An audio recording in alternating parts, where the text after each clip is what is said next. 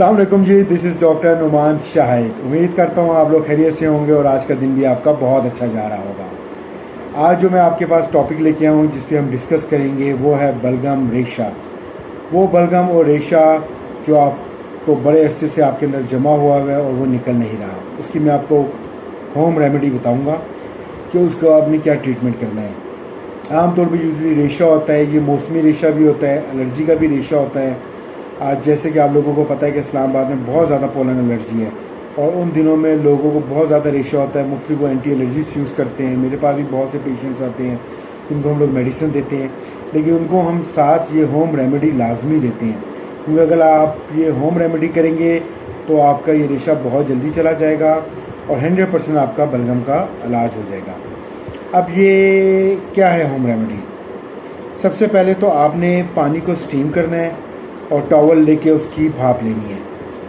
अगर तो आपको उससे आराम आ जाए तो बहुत ज़बरदस्त चीज़ है, लेकिन अगर आप देखते हैं कि नहीं स्टीम भी मैं ले रहा हूँ लेकिन मेरा रेशा मुकम्मल तौर पे बाहर नहीं आ रहा, मुझे सांस लेते हुए मसला हो रहा है, मेरे गदूद भर रहे हैं, मुझे स्वेलिंग हो रही है, सूजन है मेरी गले में, तो फिर उसके लिए मैं आपको एक देसी टोटका बताऊँगा जो आपने इस्तेमाल करना है और आपको उससे इंशाअल्लाह ताला 100% फ़ायदा होगा। और जितना मर्ज़ी पुराना बलगम हो, रेशा हो, वो आपका बाहर आ जाएगा और वो सूख जाएगा और वो बिल्कुल ख़त्म हो जाएगा।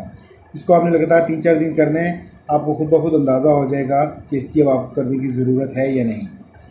आपने सबसे पहले लेना है, एक पतीली लेनी है, उसमें आपने पानी डालना है जिसको आपने गर्म करना है।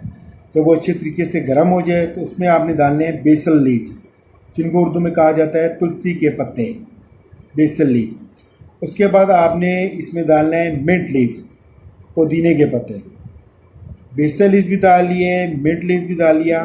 फिर आपने इसमें डालना है थोड़ा सा गुलाबी नमक, जिसको कहा जाता है इंग्लिश में हिमालयन सॉल्ट, ये आपने इसमें डालना है। ये 3 चीज़ें आपकी चली गई हैं।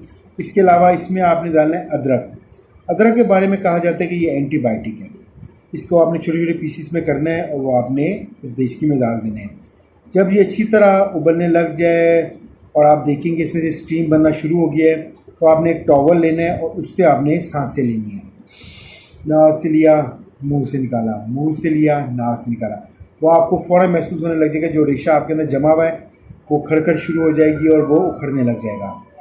ये एक बहुत ज़बरदस्त होम रेमेडी है, बहुत पुरानी रेमेडी है जो मैं अपने क्लाइंट्स को देता हूँ मेडिसिन के साथ कि आप लोग ये लाजमी करें, क्योंकि यूजली तौर पे लोग जो हैं स्टीम लेते हैं, सिर्फ बॉयल करके उसकी स्टीम लेने लग जाते हैं, उससे भी फ़र्क पड़ता है। लेकिन जो मैंने आपको ये रेमेडी बताई है, इससे अगर आपके गले में स्वेलिंग है, रेशे की वजह से आपकी खरखर बहुत ज़्यादा है, अंदर आपके स्वेलिंग है, किसी किस्म का भी कोई नाक से लेके आपके मेदे तक ताल्लुक है, वो बिल्कुल ठीक हो जाएगा और रेशा जितना भी है वो सब आपका बाहर आ जाएगा। अगर आपको वीडियो पसंद आए तो सब्सक्राइब करें ये चैनल और उसको शेयर करें लोगों के साथ। नीचे दिया हुआ है मेरा कॉन्टैक्ट नंबर, 24/7 आपका भाई डॉक्टर नुमान शाहिद आप लोगों के लिए अवेलेबल है।